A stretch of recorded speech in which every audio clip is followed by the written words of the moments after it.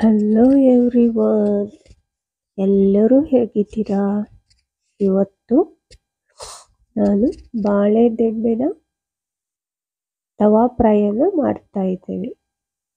ನೋಡಿ ಹೇಗೆ ಮಾಡುವುದಂತ.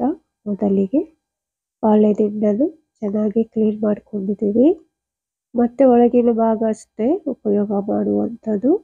ಈಗ ಅದನ್ನು ರೌಂಡ್ ಆಗಿ ಈ ಥರ ಕಟ್ ಮಾಡ್ಕೊಳ್ತಾ ಇದ್ದೀನಿ.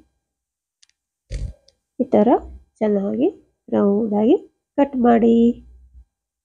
ಬೆಳ್ಳುಳ್ಳಿಗೆ ನಂತರ ಇದನ್ನು ಫ್ರೈ ಮಾಡಬೇಕಾಗ್ತದೆ. ಇದು ಆರೋಗ್ಯಕ್ಕೆ ತುಂಬಾ ಒಳ್ಳೆಯದು. ಈಗ ಬೇಸಿಗೆಗಾಲದಲ್ಲಂತೂ ಇದನ್ನು ತಿನ್ನಲು ತುಂಬ ಒಳ್ಳೆಯದಾಗಿರ್ತದೆ. ನೋಡಿ, ಈಗ ಎಲ್ಲ ಈ ಥರ ಕಟ್ ಮಾಡಿ ಆಗಿದೆ. ಈಗ ಇದಕ್ಕೆ ಮಸಾಲೆಯನ್ನು ಹಚ್ಚಬೇಕು. ಅದಕ್ಕಾಗಿ 2 ಚಮಚದಷ್ಟು ಮೊಸರನ್ನು ತೆಗೆದುಕೊಂಡಿದ್ದೇನೆ. ಈ ಥರ 2 ಚಮಚ ಅಷ್ಟೇ. ಇಷ್ಟು ಹೋಳುಗಳಿಗೆ ಅಷ್ಟಿದ್ರೆ ಸಾಕು. ಮತ್ತು 1 ಚಮಚ ಮೆಣಸಿನ ಪುಡಿಯನ್ನು ಹಾಕಿದ್ದೇನೆ. ಜೊತೆಗೆ ಸ್ವಲ್ಪ ಗರಂ ಮಸಾಲ. ರುಚಿಗೆ ನಿಮಗೆ ಎಷ್ಟು ಬೇಕಷ್ಟು ಹಾಕ್ಕೊಳ್ಬೋದು. ಸ್ವಲ್ಪ ಅರಿಶಿನ ಇಷ್ಟು ಹಾಕಿ ಚೆನ್ನಾಗಿ ಕಲಿಸ್ಬೇಕಾಗ್ತದೆ.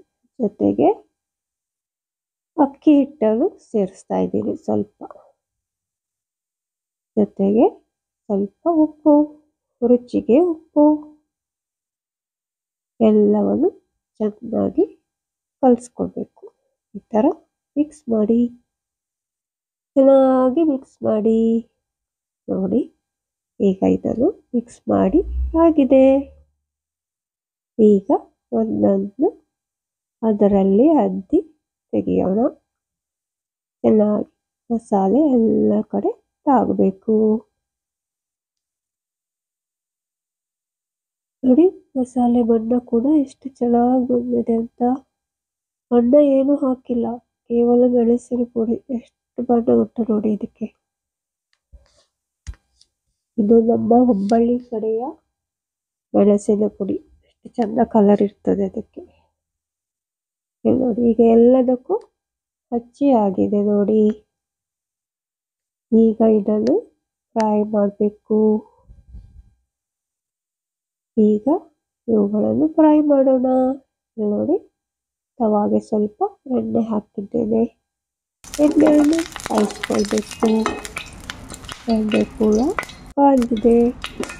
ಈಗ ಹೋಳುಗಳನ್ನು ಹಾಕೋಣ. ನೋಡಿ, ಈ ಥರ ಹೋಳುಗಳನ್ನು ಒಂದೊಂದಾಗಿ ಚೆನ್ನಾಗಿ ಜೋಡಿಸಿ ಹಾಕಿ. ಎಷ್ಟು ಚೆಂದ ಕಾಣ್ತಾ ಇದ್ದಾವೆ ನೋಡಿ. ಇದು ಬಾಳೆದಿಂಡ ಅಂತೂ ಗೊತ್ತೇ ಆಗೋದಿಲ್ಲ. ಓಕೆ, ಈಗ ಎಲ್ಲ ಹಾಕಿಯಾಗಿದೆ. ಇದನ್ನು ಒಂದು 10 ನಿಮಿಷ ಬೇಯಿಸ್ಬೇಕು. ಚೆನ್ನಾಗಿ ಬೇಯಿಸ್ಬೇಕು. ಇಲ್ಲಿ ನೋಡಿ, ಈಗ ಸುಮಾರು 10 ನಿಮಿಷ ಆಗಿದೆ. ಈಗ ಇದನ್ನು ಟರ್ನ್ ಮಾಡೋಣ. ಮಗುಚಿ ಹಾಕಬೇಕು. ಮತ್ತೆ ಸ್ವಲ್ಪ ಸಮಯ ಫ್ರೈ ಮಾಡಬೇಕು. ಯಾಕಂದರೆ ಒಳಗಡೆ ಚೆನ್ನಾಗಿ ಬೇಯಬೇಕು. ಈ ಥರ ಎಲ್ಲ ಮಗುಚಿ ಹಾಕ್ಕೊಳ್ಳೋದು. ಈಗ ರೆಡಿಯಾಗಿದೆ ನೋಡಿ. ಚೆನ್ನಾಗಿ ಫ್ರೈ ಆಗಿವೆ. ಇದನ್ನು ಈಗ ಪ್ಲೇಟಲ್ಲಿ ತೆಗೆಯೋಣ ಮತ್ತು ಸರ್ವ್ ಮಾಡೋಣ. ನೋಡಿ ಎಷ್ಟು ಚೆನ್ನಾಗಿ ಬಂದಿವೆ ಅಂತ, ಕರಗರಿಯಾಗಿ. ನೀವು ಒಮ್ಮೆ ಮಾಡಿ ನೋಡಿ, ತುಂಬ ರುಚಿಯಾಗಿರ್ತದೆ, ಚೆನ್ನಾಗಿರ್ತದೆ. Thank you for watching. ವಂದನೆಗಳು.